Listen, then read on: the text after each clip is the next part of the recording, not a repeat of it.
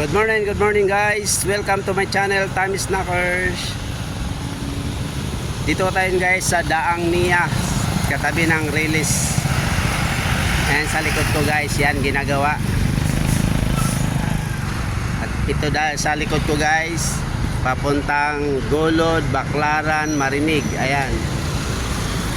Tapos dito sa kabila guys, ng kanto na yan, papuntang Cabuyao Bayan.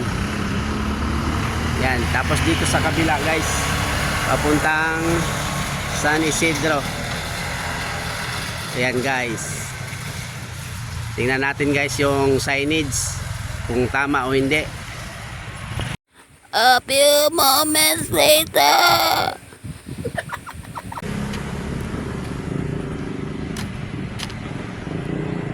Ayan guys.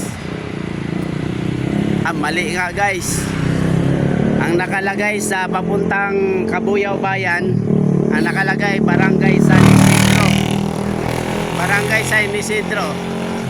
Tapos yung kabila, papuntang San Isidro, ang nakalagay ay to Cabuyao City proper. Dito San Isidro proper.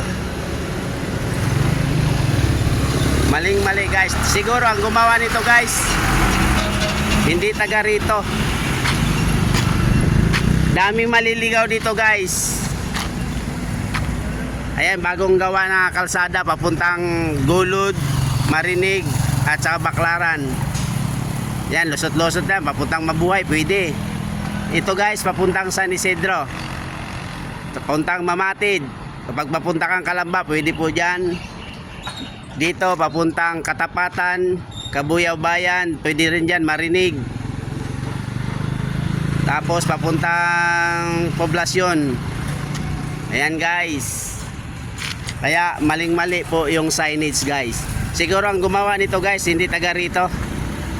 Marami maliligaw ang mga bisita ng mga Kabuyinyo, mga taga Cabuyao, yung mga delivery truck, delivery riders, maliligaw po dito guys.